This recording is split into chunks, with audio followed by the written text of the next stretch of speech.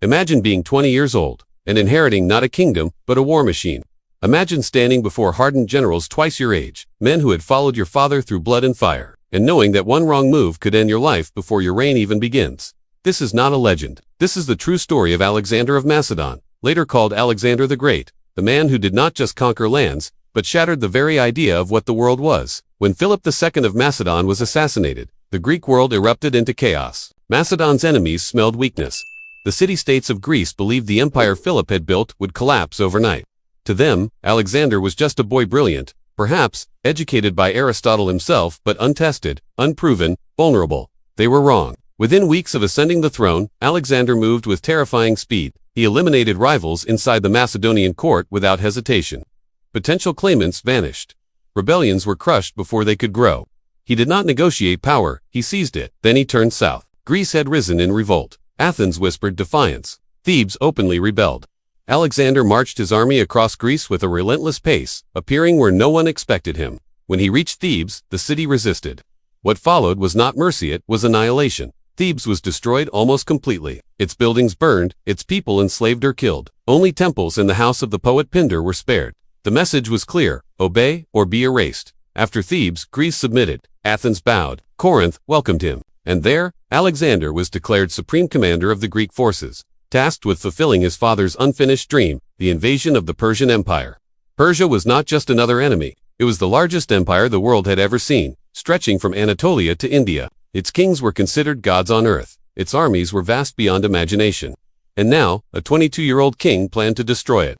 In 334 BCE, Alexander crossed into Asia Minor. Legend says he threw a spear into the soil and declared Asia won by the spear. His army numbered around 40,000 infantry, trained in the deadly Macedonian phalanx, cavalry led by Alexander himself, and veterans hardened under his father's reforms.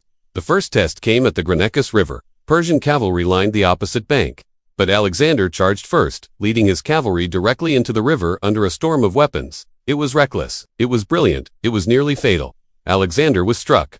A Persian noble raised his axe to finish him, but Cletus, the Black, cut off the attacker's arm at the last moment. The battle turned. The myth of Persian invincibility cracked. Asia Minor began to fall. City after city opened its gates. Alexander presented himself not as a conqueror, but as a liberator, freeing Greek cities from Persian control. It was propaganda, but it was effective. Then came Issus.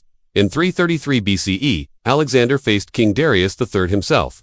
Darius commanded an army perhaps 10 times larger, but Alexander forced the battle into a narrow plain where numbers meant little.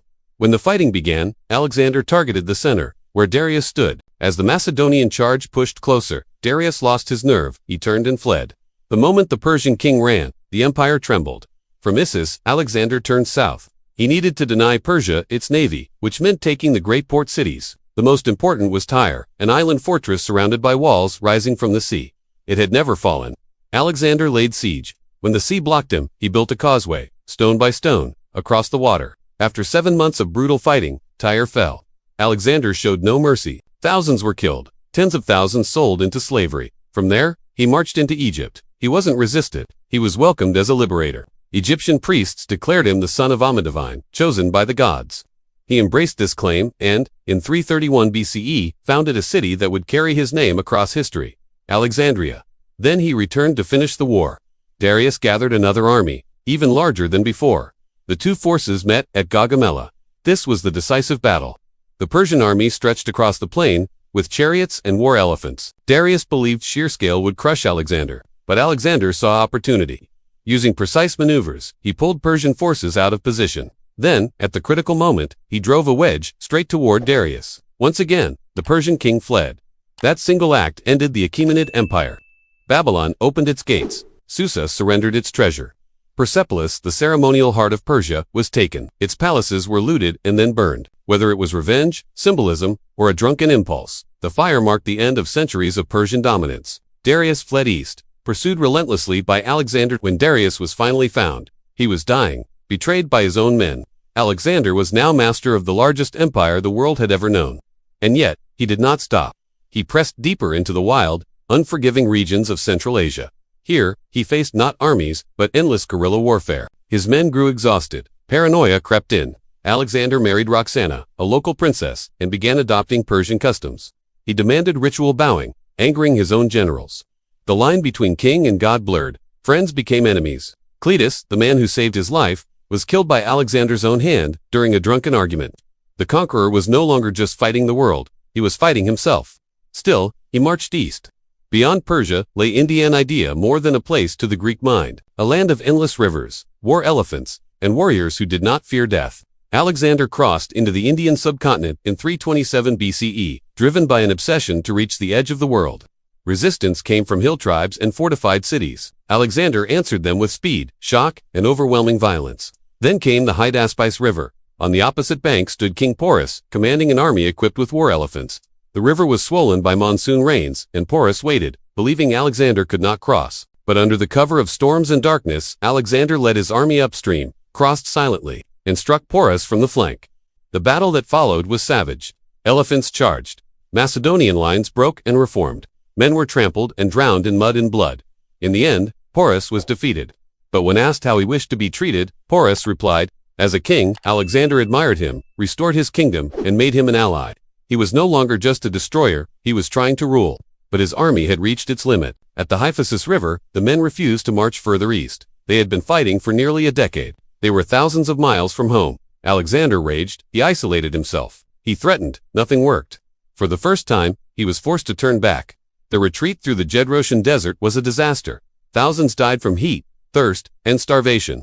When he finally returned to Babylon in 323 BCE, Alexander was only 32, but he was breaking, he drank heavily. He planned new campaigns Arabia, the Western Mediterranean.